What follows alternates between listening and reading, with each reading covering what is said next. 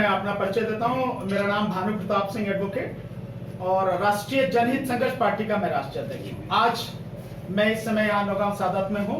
तो हम जो एक आंदोलन ईवीएम को हटाने के लिए है, हस्ताक्षर अभियान लेके हम लोग चल रहे हैं कि पूरे देश में ये हस्ताक्षर अभियान हमारा लगातार चल रहा है और हम ये चाह रहे हैं कि 90 करोड़ की जो आबादी पूरे देश की है, ये आप देखेंगे कि एक फॉर्मेट हमने बनाया है और ये पीछे, और इसमें हम सुप्रीम कोर्ट से और सुप्रीम कोर्ट के सभी जजेस से और राष्ट्रपति जी से ये निवेदन कर रहे हैं कि ईवीएम को हटाया जाए, क्योंकि ईवीएम से free, fair and transparent election संभव नहीं है।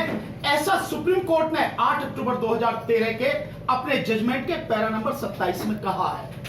और इस देश की आधी से अधिक आबादी अनपढ़ है, तो ईवीएम को क्यों रखा जाए, इसे हटाया जाए।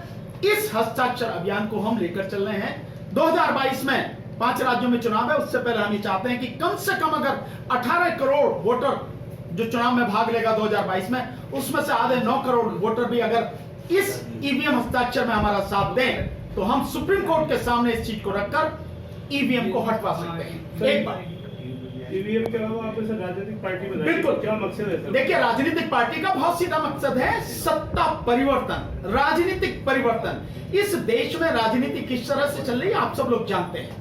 जाति और धर्म के नाम पर किस तरह से लोगों को बांटा जा रहा है और उसके बाद में सत्ता में पहुंचने के बाद कैसे लोग लोगों को भूल जाते हैं और देश तबाही के कगार पर पहुंच गया है। ये राजनीतिक परिवर्तन से ही संभव है। इसलिए उस राजनीतिक परिवर्तन को अंजाम देने के लिए हमने पार्टी बनाई 2013 में, जिसको 29 मार्च 2014 को चुनाव आयोग ने रजिस्टर किया। पार्टी का नाम राष्ट्रीय जनहित संघर्ष पार्टी, मैं उसका राष्ट्रीय अध्यक्ष हूं।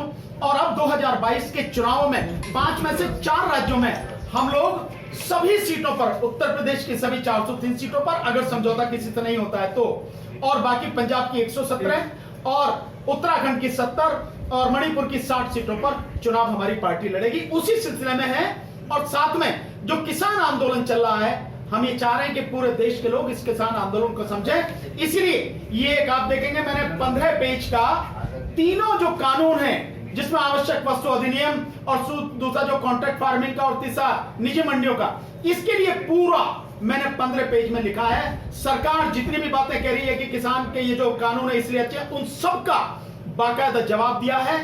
उनके 8 पेज की जो कृषि मंत्री की चिट्ठी थी उसका जवाब है। किसानों को जो उन्होंने प्रपोजल दिया उसका जवाब है। और मैं मानता हूं हर व्यक्ति को ये पढ़ना चाहिए। हमारी कोशिश है कि अब जो 5 तारीख को मुजफ्फरनगर में किसान पंचायत होगी, वहां भी हम जाएंगे, लोगों को देंगे। सर, आखिरी सवाल, देश भर में मॉब लिंचिंग की घटनाएं बढ़ रही है, उसके बारे में क्या कहना है सर? बहुत सीधा सा, इस मॉब लिंचिंग से पूरी मजबूती के साथ लोगों को इसका जवाब देना चाहिए, कानूनी तरीके से भी।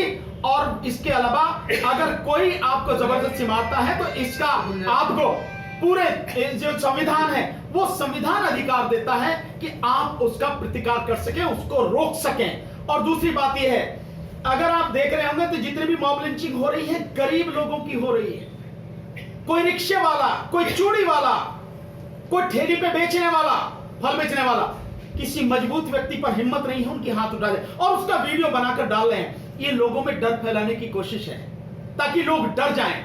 लोगों को डरने की जरा सी भी जरूरत नहीं है। ये कायर लोग हैं, इनकी पार्टियां जो इन्हें सपोर्ट कर रही हैं, इनके संगठन जो इनको सपोर्ट कर रहे हैं, ये कायर लोग हैं और इस डर फैला के हमको डराकर अपनी सत्ता बरकरार रखना चाहते हैं। और जिस हिंदू राष्ट्र का सपना वो देख रहे हैं 2025 में घोषित करने की, उसकी तरफ वो लगातार बढ़ रहे हैं। इसका प्रतिकार, इसका हमें मजबूती के साथ विरोध करना पड़ेगा। और विरोध करने का एक तरीका है, इनके हाथ से आप सत्ता छीन लीजिए। Thank you sir.